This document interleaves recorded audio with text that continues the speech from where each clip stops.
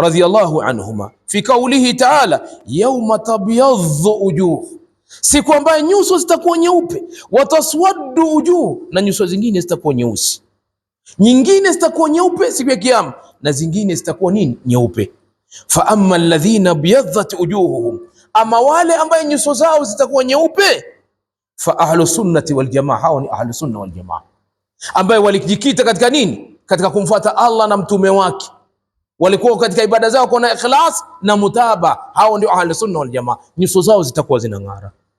Wa ulul ilmi, na wale ahlul ilmi ambaye walisimama kuzifundisha sunna za bwana mtume sallallahu alaihi wasallam, nyuso zao siku ya kiyama zitakuwa zinang'ara.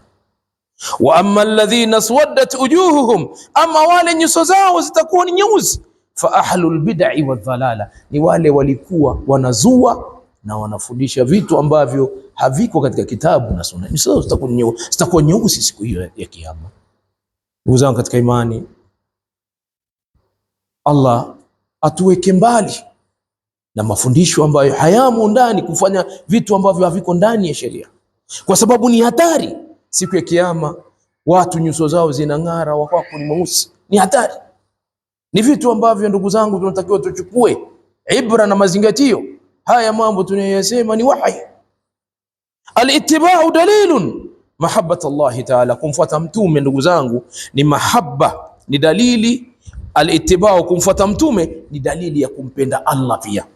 Unapomfuata huyu mtume wake aliyomtuma, yani Allah ndio aliyemtuma, ni dalili ya kwamba wewe unampenda Allah.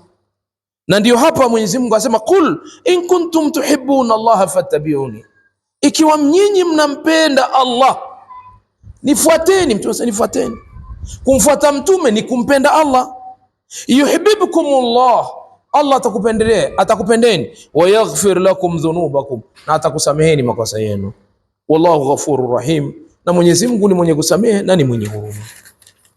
Ayuha al-ahbab, ndugu zangu katika imani, inachotakiwa sisi ni kuangalia ni wapi ambako tunaelekezwa na sheria twende.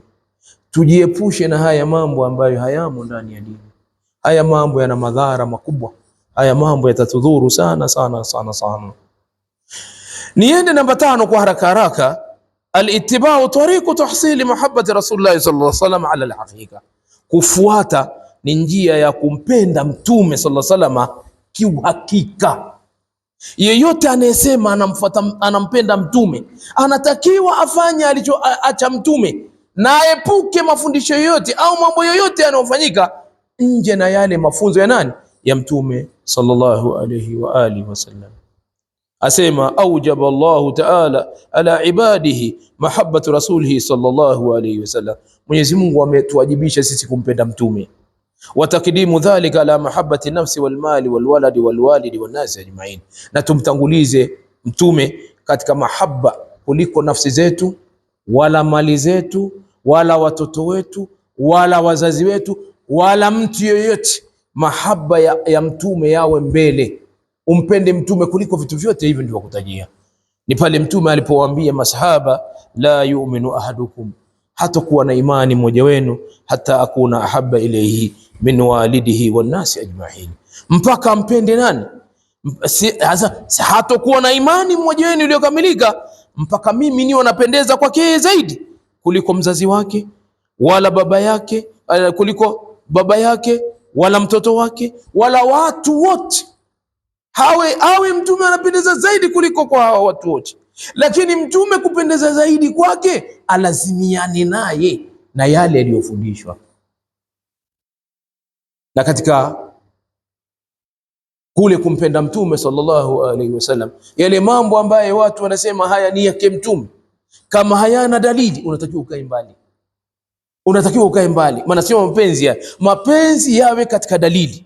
Mapenzi yasiwe katika nini? Kwamba rai sasa jamani na hili tukilifanya itakuwa ni sababu ya kumpenda mtume. La, mpaka kuwe na dalili.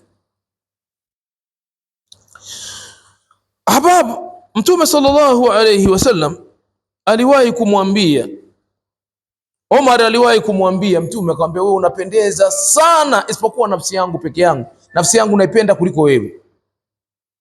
Mtume akamwambia Rasulullah sallallahu alayhi wasallam, ya Umar, la anta la Umar anamwambia Mtume, la anta habu ilayya min kulli shay'in illa min nafsi, wewe unapendeza zaidi kuliko vitu vyote isipokuwa nafsi yangu.